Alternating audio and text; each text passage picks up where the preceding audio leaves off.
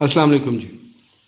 Tuning and performance का lecture मैं आज आप लोगों को कर रहा हूँ। लास्ट टाइम हम लोगों ने कुछ बातें की थी इसके ऊपर कि ट्यूनिंग कब करते हैं। तो हमने बेसिकली 4 चीज़ों को आइडेंटिफाई किया था। हमने कहा था एक तो हम ऑन गोइंग ट्यूनिंग करेंगे।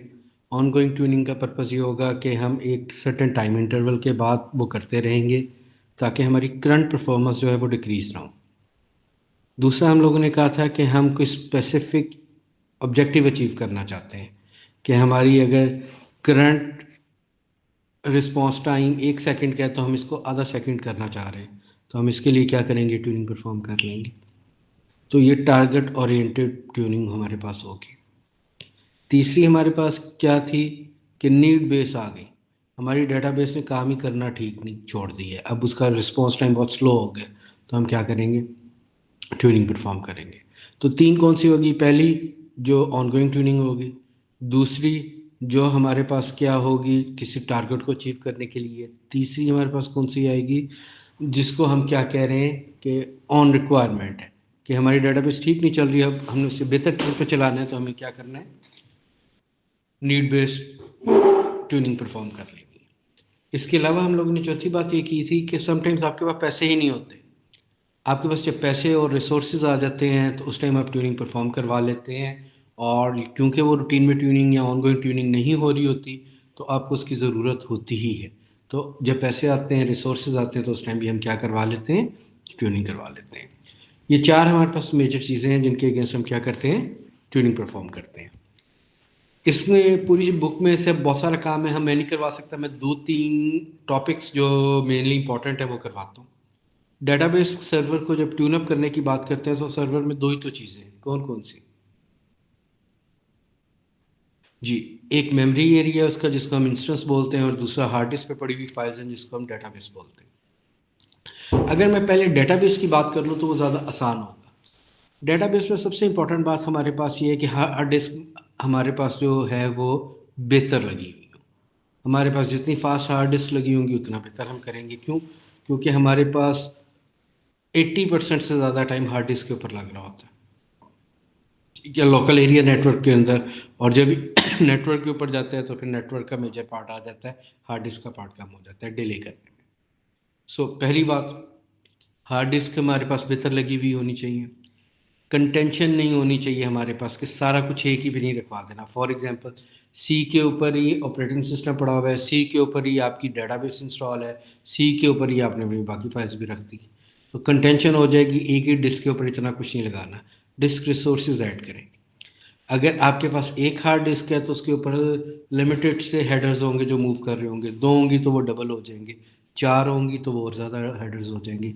तो पैरेलल एक्टिविटी बढ़ती है, जैसे जैसे आप रिसोर्सेज ऐड करते हैं उतना ही डाटा आपका बेहतर एक्सेस होता है, आपके पास जो रिस्पॉन्स टाइम है वो इम्प्रूव कर जाता है। कैसे रिस्पॉन्स टाइम इम्प्रूव करता है, देखें, मैं कहता हूँ एक हार्ड डिस्क 1 मिनट के अंदर 10 MB डाटा जो है वो पढ़ती है। 2 होंगी तो 20 MB पढ़ लेंगी, 3 होंगी तो 30 MB पढ़ लेंगी, 4 होंगी तो 40 MB पढ़ लेंगी। तो पैरेलल एक्टिविटी इंक्रीज हो जाती है जितना हार्डवेयर हम क्या करते हैं उसमें इंक्रीज करते हैं, ठीक है। फिर अगली बात क्या है, टेबल स्पेसेस के पॉइंट ऑफ व्यू से, अगर आपने सिस्टम टेबल स्पेस एक डिस्क पे रखी है तो बाकी टेबल्स वाली जो टेबल स्पेस है वो उस डिस्क पे ना रखें, दूसरी डिस्क के ऊपर रखें। जितना काम को फैला के आप रखेंगे आपकी ओवरऑल एफिशिएंसी उतनी ज़्यादा क्या होगी, बेहतर होगी। सारी चीज़ें एक ही जगह पे रखेंगे तो एफिशिएंसी बहुत ज़्यादा बेहतर नहीं होगी आपके पास, ठीक हो गया। फिर मेन ऑब्जेक्टिव इसमें हमारे पास आ जाता है जो हमने मेमोरी एरियाज की तरफ जाना है। मेमोरी एरिया की तरफ जाते हैं तो हमारे पास पहला ऑब्जेक्टिव क्या आता है, हिट टू मिस रेशियो बहुत अच्छी हो। हिट टू मिस रेशियो बहुत अच्छी होने का क्या मतलब है कि ये हमारे पास 99% हिट टू मिस रेशियो। क्या मतलब हुआ इस बात का, इस बात का ये मतलब हुआ कि जब भी मैं कोई क्यूरी करता हूँ, चले इससे पहले एक और बात मैं आपको बता दूँ। अगर मैं क्यूरी करता हूँ और डाटा हार्ड डिस्क से जाके उठा के लाता हूँ और उसमें 10 मिनट लगते हैं, और वही डाटा अगर मुझे मेमोरी में पड़ा हुआ मिल जाए तो मैं 1 मिनट में एग्जीक्यूट कर रहा हूँ। तो इसका मतलब है अगर मेरा डाटा मुझे कैशे में से हार्ड डिस्क के जाए बगैर मेमोरी में से मिल जाए जो मेरी कैशेज हैं, तो मेरा सिस्टम 10 टाइम्स ज़्यादा एफिशिएंट हो जाएगा, इवन मोर, इवन मोर। तो अगर मैं कहता हूँ कि हिट टू मिस रेशियो 99% हो जाए, तो इसका मतलब है 99% केसेस में मेरा डाटा हमेशा मुझे कहाँ से मिल जाए, कैशे में से मिल जाए। तो इसका मतलब है 99% क्यूरीज को हमने क्या कर लिया, 10 टाइम्स एफिशिएंट कर लिया। ये तो बड़ा कमाल हो जाएगा। तो हमने इसी को अचीव करने की कोशिश करनी है। अब हिट और मिस को मैं दोबारा याद करवा देता हूँ, हमने पढ़ा हुआ है। हमने कहा था कि जब यूज़र प्रोसेस क्यूरी करता है तो सर्वर साइड पे डेडिकेटेड एक सर्वर प्रोसेस होता है, वो उस क्यूरी को सुनता है, उसके बिहाफ के ऊपर जाके चेक करता है कि डाटाबेस बफर कैशे में डाटा मौजूद है या नहीं, जो उनसे ये क्यूरी मांग रही है। अगर डाटा डाटाबेस का बफर कैशे में से मिल जाए तो उसे हार्ड डिस्क पे जाने की ज़रूरत नहीं, सर्वर प्रोसेस उसको वहीं से एग्जीक्यूट करवा देगा और हमारे पास हिट टक्कर हुई है। क्या कर हुई है? हिट, कि हमारा रिक्वायर्ड डाटा कैशे में से मिल गया, हमें हार्ड डिस्क पे नहीं जाना पड़ा। That is known as a hit. इसको हम हिट बोलते हैं। और अगर server process database buffer cache में डाटा को चेक करते हैं और वहाँ पे उसे रिक्वायर्ड डाटा नहीं मिलता, तो उसे कहाँ जाना है? उसे नीचे जाके उसे उठा के लाना है, हार्ड डिस्क से उसे जाना है और हार्ड डिस्क से उसको लाना है। सो तरीक़ाकार क्या होगा? यूज़र की रिक्वेस्ट है, यूज़र प्रोसेस की रिक्वेस्ट आएगी सर्वर प्रोसेस के पास, सर्वर प्रोसेस मेमोरी में चेक करेगा, उसे किसी कैशे में वो डाटा नहीं मिलेगा, वो वहाँ से जाएगा हार्ड डिस्क के ऊपर, वहाँ से डाटा फाइल्स में से उस डाटे को उठाएगा और डाटाबेस बफर कैशे में लोड करवाएगा। इस केस में क्या कर हुआ है? मिस। मिस के केस में डाटा हमें जो है वो हार्ड डिस्क से डाटा फाइल्स में से जाके उठा के लाना पड़ता है। ये 10 टाइम्स स्लोअर है किससे? हिट से। तो हिट टू मिस रेशियो में हिट वेरी एफिशिएंट और मिस जो है वो कम। अब 99% कैसे होगा? कोई जादू करने है? नहीं। इसमें एक कंसेप्ट पहले क्लियर करें। अगर मैं ये कहता हूं कि एक क्यूरी में एग्जीक्यूट करता हूं, एक दफ़ा डाटा मेमोरी में लोड हुआ और 10 दफ़ा एग्जीक्यूट हुआ। एक दफ़ा लोड हुआ है डाटा मेमोरी में और 10 दफ़ा क्या हुआ है? एग्जीक्यूट हुआ है। तो हिट टू मिस रेशियो क्या होगी?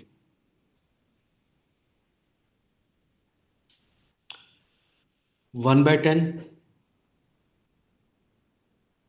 ठीक है। इसका मतलब है अगर मैं इसको कैलकुलेट करूं तो मैं कहूँगा 90% डाटा मुझे कहाँ से मिल जाता है? कैशे।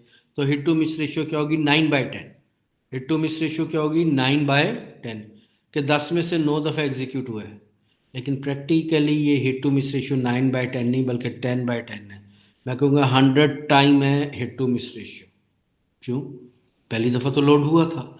तो जनाब पहली दफ़ा तो लोड होना ही है। आपके पास कोई ऐसा सिस्टम मौजूद नहीं है कि आपका डाटा मेमोरी में पड़ा। पहली दफ़ा जब भी कोई डाटा मांगा जाएगा वो हमेशा कहाँ से उठा के लोड करवाया जाएगा? हार्ड डिस्क से। तो हिट जो है वो हमेशा रीलोड को अवॉइड करती है। पहली दफ़ा जो डाटा लोड होना है उसको अवॉइड नहीं किया जा सकता, तो हम उसको मिस में काउंट भी नहीं करते। हाँ, एक दफ़ा वो लोड हो गया उसके बाद बार बार उसको लोड करवाना पड़ता है, that is called a miss. तो रीलोड जो है मिस, उसको हिट के केस में हम रीलोड को कंसीडर करते हैं, लोड को कंसीडर नहीं करते।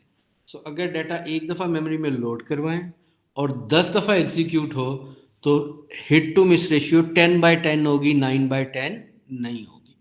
तो पहली दफ़ा जो डाटा लोड करवाया जाता है उसे हम मिस कंसिडर नहीं करते। So hit to miss ratio हमारे पास जब भी कंसिडर होगी उसमें रीलोड को कंसिडर किया जाएगा, लोड को कंसिडर नहीं किया जाएगा। अब मुझे ये बताएं हिट टू मिस रेशियो सबसे अच्छी कब होती होगी? डेटाबेस स्टार्टअप पे, डेटाबेस क्लोजिंग के टाइम, के पीक आवर्स में?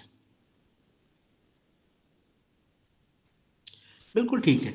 डेटाबेस स्टार्टअप के अंदर तो बिल्कुल ये क्या होगी? स्लो होगी। होगी नहीं बल्कि, क्योंकि सारी की सारी कैशेज ही खाली हैं। तो हर क्यूरी के लिए डाटा कहाँ से उठा के लाना पड़ेगा? डेटाबेस फाइल से। पीक आवर्स में मैक्सिमम क्यूरीज चल रही होंगी तो ज़्यादातर फ्रीक्वेंटली यूज डाटा कहाँ पड़ा होगा? कैशे में पड़ा होगा, हम वहीं से उसको उठा लेंगे, तो ये भी बेहतर हो जाएगा। क्लोजिंग के टाइम भी बेहतर होगा लेकिन पीक आवर्स में ज़्यादा बेहतर होगा हमारे पास। ठीक हो गया जी। जब डाटे को हम एग्जीक्यूट करवाते हैं तो हम कहते हैं एक दफ़ा लोड करवाया, 10 दफ़ा एग्जीक्यूट करवाया। हम इसको यूं भी बोल सकते हैं, हमने सिंगल लोड है और 10 पिन, PIN पिन। पिन को दो तरीकों में हम यूज़ करते हैं। एक पिन क्या होता है कि जैसे नोटिस बोर्ड पे मैंने पिन से कोई पेज लगा दिया तो वो वहीं लगा रहेगा। तो पिन करने का एक मतलब ये होता है कि कोई चीज़ परमानेंटली कैशे में रखवा दें, उसको हम कहते हैं पिन करना।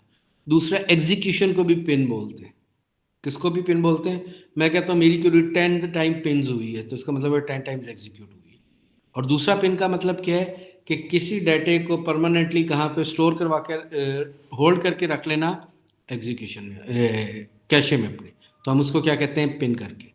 और नोटिस बोर्ड की हमने एग्जाम्पल ली है।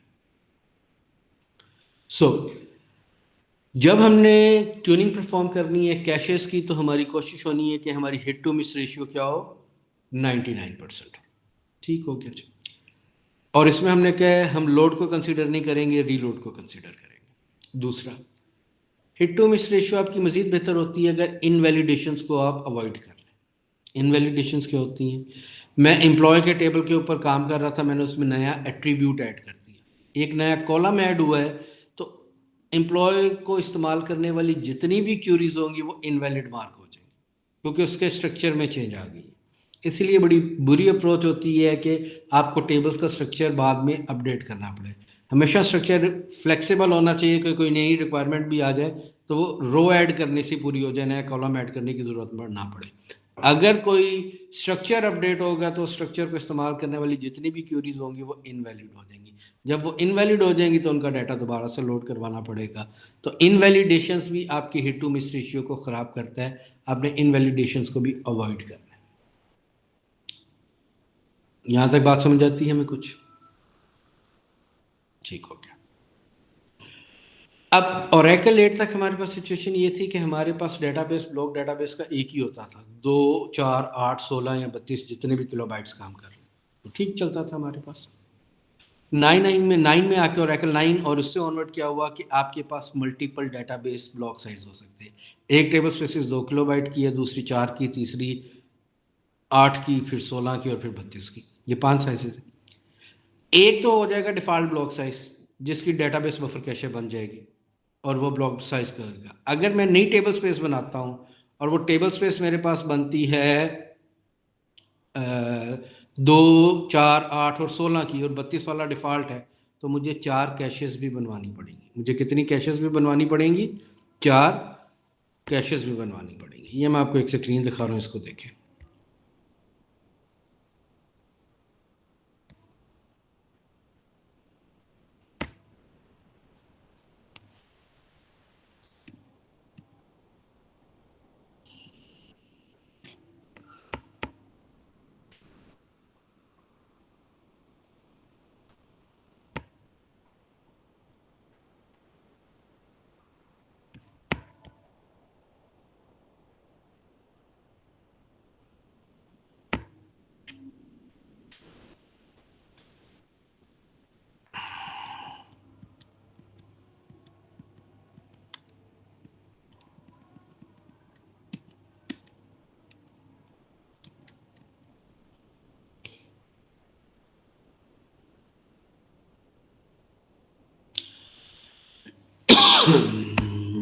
अच्छा जी, मेरे पर आप लोगों को जो स्लाइड नज़र आ रही होगी इसमें 3 कैशेस बनी हुई है, रिसाइकल, कीप और डिफ़ॉल्ट।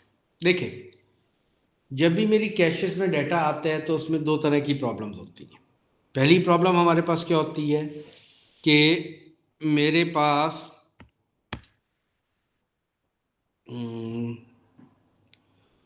अच्छा जी, अभी मैंने स्लाइड हटा दी है ताकि आप मेरी बात ध्यान से सुन सकें। पहली सिचुएशन क्या होती है हमारे पास कि मेरी कैशे है, उसमें 10 क्यूरीज आ सकती हैं। हर क्यूरी का साइज़ है 1 MB।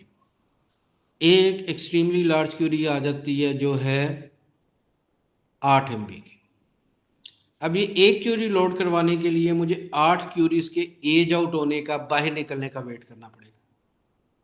जब ये 8 क्यूरीज निकलेंगी तो मैं एक क्यूरीज क्या करूँगा? लोड करवाऊँगा और उसको लोड करवा के उसके बाद काम होगा।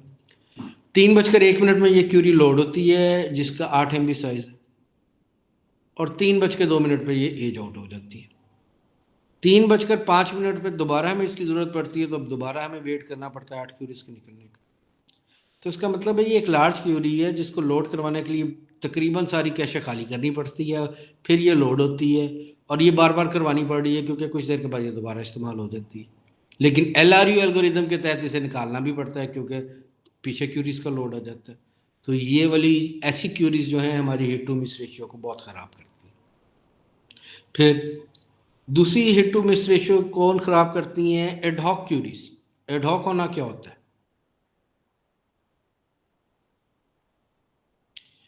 एडहॉक होने का मतलब हमारे पास होता है विच इज़ नॉट परमानेंट। हम बहुत सारी क्यूरीज ऐसी एग्जीक्यूट करते हैं जिनको हमने एक दफ़ा एग्जीक्यूट करना होता है, दोबारा कभी भी एग्जीक्यूट नहीं करना होता। अब अगर वो वाला क्यूरी हम एग्जीक्यूट करते हैं और उसका डाटा एक दफ़ा डेटाबेस बफर कैशे में आ जाता है और 10 क्यूरीज के बाद उसने एज आउट होना है, तो वो 10 क्यूरीज जब तक एज आउट नहीं होती वो तब तक एक स्लॉट ज़ाया करेगा, क्योंकि उसने दोबारा तो इस्तेमाल होना ही नहीं। तो ऐसी बड़ी क्यूरीज जो बार बार इस्तेमाल होती हैं, एज आउट होती हैं, फिर लोड कराना पड़ता है, और वो क्यूरीज जो क्या होती हैं? एडहॉक होती हैं, जो एक दफ़ा चली हैं दोबारा कभी नहीं चलनी। ये दोनों एक्सट्रीम एंड है और ये दोनों हमारी हिट टू मिस रेशियो को क्या करते हैं? ख़राब। तो डेटाबेस बफर कैशे को इम्प्रूव करने के लिए डेटाबेस बफर कैशे की हिट टू मिस रेशियो हम अपनी कैशे को डिवाइड कर लेते हैं 3 कैशेस के अंदर। कितने कैशेस के अंदर? 3 कैशेस के अंदर। और वो 3 कैशेस हमारे पास कौन सी आती हैं?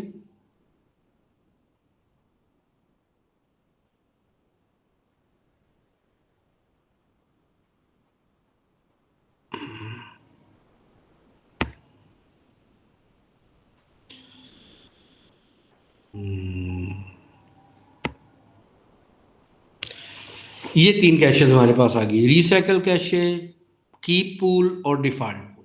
इसमें अब हम क्या करते हैं? जो एडहॉक क्यूरीज हैं, जो बिल्कुल रिटेन करने की ज़रूरत नहीं, वो रिसाइकल का पूल में जाती हैं और यहाँ पे ये सिर्फ उतनी देर रुकती हैं जितनी देर एग्जीक्यूट होती है। जैसे ही एग्जीक्यूशन टाइम ख़त्म होता है ये वहाँ से ख़त्म हो जाती हैं। तो रिसाइकल पूल में किसी की भी क्यूरी के रिटेन रहने का टाइम वही टाइम है जो कि उसका एग्जीक्यूशन का टाइम है। उसका एग्जीक्यूशन का टाइम पूरा होगा तो साथ ही वो कैशे से निकाल दी जाएगी, क्योंकि वो दोबारा इस्तेमाल नहीं होनी। की पूल। की पूल क्या करेगा? ऐसी क्यूरीज जो बार बार इस्तेमाल हो रही हैं और साइज में बड़ी हैं, हम उनको कैशे में पिन करवा के रख देंगे कि की पूल में जो कुछ पड़ा होगा वो परमानेंटली पड़ा होगा, वो एज आउट नहीं होगा जब तक हम उसे खुद नहीं निकालेंगे। तो वो जो बड़ी क्यूरी को बार बार हमें लोड करवाना पड़ना था, वो मसला भी खत्म हो गया। जब ये दोनों एक्सट्रीम एंड हमने डिफ़ॉल्ट पूल में से निकाल दिए, तो अब डिफ़ॉल्ट पूल के 99% हिट टू मिस रेशियो होने के चांसेस क्या हो गए? इंक्रीज। ठीक हो गया। इसके बाद हमने कहा डीबी कीप कैशे साइज। हर कैशे का जो साइज होगा वो एक लैच का होगा, सॉरी, एक ग्रेन्यूल का होगा। एक ग्रेन्यूल क्या होता था? अ कंटीजियस वर्चुअल मेमोरी, जिसका साइज क्या होता था? 4 MB या 16 MB, depending on the size of a total SGA size. अगर SGA साइज 128 MB से कम है तो ये 4 MB का होगा, अगर 128 MB से ज़्यादा का SGA तो ये 16 MB का होगा। ठीक है। तो आपके पास ये जो जितनी भी कैशेज आप बनाएंगे इन पैरामीटर्स के साथ, उसका 4 के मल्टीपल में साइज देना होगा आपको। हाँ, स्लाइड्स में आगे कर रहा हूँ, मैंने आपको एक दो चीज़ें बतानी है, वो मुझे मिल जाए तो मैं आपको वो ज़रा एक्सप्लेन करता हूँ।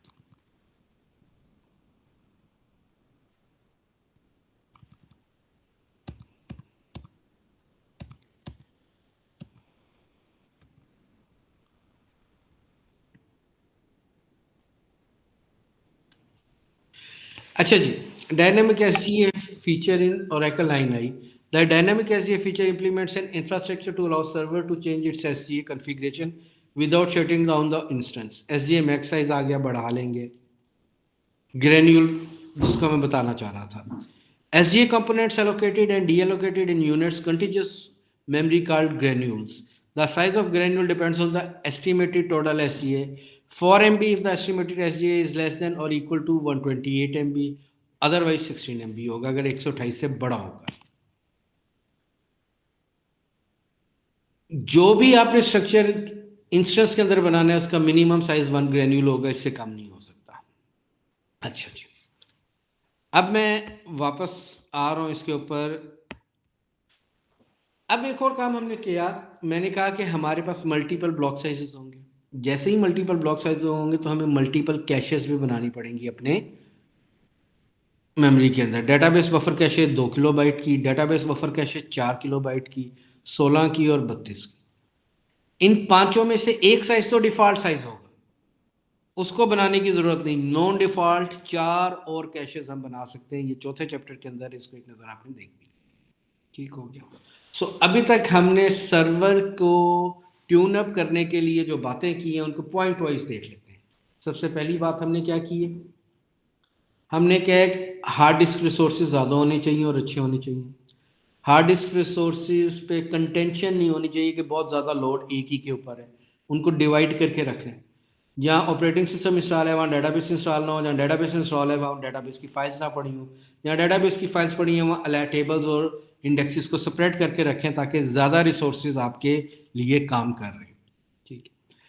फिर हम लोगों ने कहा कि मेमोरी को कैसे करना है। हमने कहा मेमोरी में सबसे इंपॉर्टेंट चीज़ आ जाती है हिट टू मिस रेशियो। हमने कहा बिल्कुल ठीक है जी, हिट टू मिस रेशियो कितनी होनी चाहिए, 99%। हमने कहा बहुत ज़्यादा। फिर हमने कहा 99% में सिर्फ रीलोड को अवॉइड करना है, लोड को तो अवॉइड किया ही नहीं जा सकता, पहली दफ़ा डाटा तो हार्ड डिस्क में आना है, इसलिए लोड काउंट भी नहीं होता हिट टू मिस रेशियो। फिर हमने कहा हिट टू मिस रेशियो को क्या चीज़ इफेक्ट करती है, इनवैलिडेशन। ठीक हो गया जी। फिर इसके आगे हम चल रहे हैं, लेकिन मैं एक बात फिर यहाँ से पूछता हूँ, अगर मेरे पास 10 MB की एक कैशे और उसकी हिट टू मिस रेशियो ख़राब हो गई है, पहला सोल्यूशन क्या है आपके जहन में आता जी, इंक्रीज द साइज, 15 MB कर दो बेहतर हो जाएगा। अगली दफ़ा 15 से 20 करोगे फिर भी बेहतर होगा, 20 से 25 करोगे तो शायद बहुत बेहतर नहीं होगा।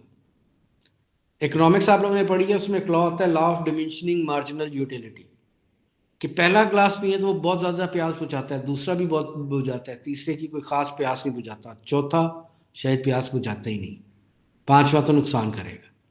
तो law of diminishing marginal utility क्या कहता है इकोनॉमिक्स का, कि एक चीज़ को आप इंक्रीज करते जाएंगे तो उसकी यूटिलिटी कम होती जाएगी। सेम, सिर्फ साइज बढ़ाने से क्या नहीं होता, आपकी हिट टू मिस रेशियो वो इंक्रीज नहीं होती। इनिशियली फ़र्क पड़ेगा लेकिन हर दफ़ा ये करने से ठीक नहीं होता।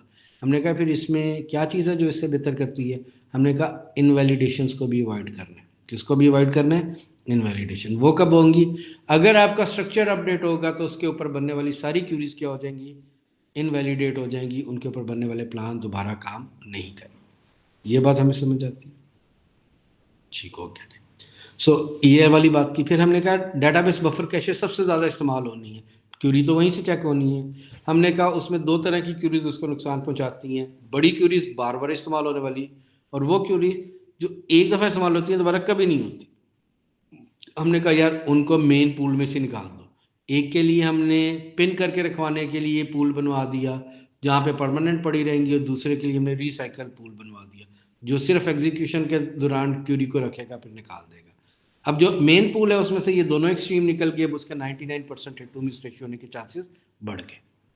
ठीक हो गया जी, यहाँ तक हम लोगों ने बात की। फिर हमने कहा कि हमारे पास डेटाबेस बफर कैशे जो है ये 2 किलोबाइट की टेबल स्पेस के लिए लैदा बनेगा, 4 के लिए लैदा, 8 के लिए लैदा, 16 के लिए लैदा। 32 अगर डिफ़ॉल्ट है तो 32 का नहीं बन सकता, एक डिफ़ॉल्ट होगा, 4 नॉन डिफ़ॉल्ट होंगे। कीप कैशे और रिसाइकल कैशे सिर्फ डिफ़ॉल्ट की बनेगी, बाकी टेबल स्पेसिस जो बन रही हैं उनके लिए डिफ़ॉल्ट और रिसाइकल हम नहीं बना सकते। ठीक हो गया जी, ये हमारे पास हो गया। फिर डेटाबेस के लिए नाइटमेयर ऑपरेशन जो होता है परफॉर्मेंस के पॉइंट ऑफ व्यू से, वो क्या होता है, सॉर्टिंग। डेटाबेस कहती है जो कुछ मर्जी कर लो, डाटे को सॉर्ट ना करो, सॉर्टिंग करना बड़ा ही मुश्किल काम है। जब मैं बड़े डाटे को सॉर्ट करता हूँ तो हार्ड डिस्क की एक्टिविटी बहुत बढ़ जाती है। क्या मतलब, मैं कहता हूँ सॉर्टिंग के लिए मेरे पास 100 MB जगह है हार्ड डिस्क के अंदर, मेमोरी के अंदर, और मैं 1 GB डाटे को क्या करता हूँ, सॉर्ट करवाता हूँ। तो पहले वो 100 MB को जो लेके जाएगा चंक को, उसको सॉर्ट करेगा, फिर उससे वापस लाएगा और टेम्प्रेरी टेबल स्पेस में रखवाएगा, फिर अगला 100 उठा के लेके जाएगा, तो 10 दफ़ा 100 को लेके जाएगा, फिर उन 100 को आपस में 10 जो पीस हैं 100 MB के उनको मर्ज करेगा, और फिर जाके वो फाइनल होगा। तो सॉर्टिंग इज वेरी स्लो, और सॉर्टिंग के ऑपरेशन को अवॉइड करना है, इसका कोई और हल नहीं है। सॉर्टिंग को एफिशिएंट किया जा सकता है, जवाब है नो। क्या किया जा सकता है, सॉर्टिंग को अवॉइड किया जा सकता है। वो वाले ऑपरेशंस जो बहुत ज़्यादा सॉर्टिंग इस्तेमाल करते हैं उनको आपने नहीं करना, या सॉर्टिंग यूज़ करते हैं वो उनको आपने इस्तेमाल ही नहीं करना। इसमें क्या है, ऑर्डर बाय की क्लॉज को नहीं इस्तेमाल करना, ग्रुप बाय की क्लॉज को कम इस्तेमाल करना है, ये वाली क्लॉजेज आपने कम इस्तेमाल करना। अच्छा जी, अब ये हमारे पास आ गए। इसके बाद हम लोगों के पास 2 से 3 टॉपिक और छोटे-छोटे से होंगे। वो नेक्स्ट क्लास जो है वो हमारी वाइंड अप क्लास होगी, उसमें एक आधा टॉपिक मैं और डिस्कस करूँगा। इसमें जो प्रॉब्लम्स हैं उनको भी आपने डिस्कस करना है। तीसरा, चौथा, पाँचवाँ और पहला लेक्चर, इसमें से कुछ चीज़ें मैंने आपको बताई हैं, उनको देखेंगे, इसमें आपको मिल जाएँगी। वो चीज़ें जो मैंने नहीं बताई और आप पढ़ें और आपको समझना है तो वो भी आप मुझसे पूछ सकते हैं। तो कुछ पोर्शन हमने 20% पोर्शन जो फाइनल में होगा वो इसमें से भी लेंगे, ट्यूनिंग एंड परफॉर्मेंस में से। तो इस लेक्चर को अच्छी तरह सुने और उन चैप्टर्स को भी एक नज़र देख लें। नेक्स्ट क्लास के अंदर हम इसको डिस्कस करेंगे और फिर हम इंशाल्लाह इस पर डिटेल से बात करेंगे। आप लोगों ने नेक्स्ट क्लास में इसको सुन के आना है और एक आधा टॉपिक हम और ऐड करके अपना कोर्स वाइंड अप कर देंगे। बहुत शुक्रिया, थैंक यू।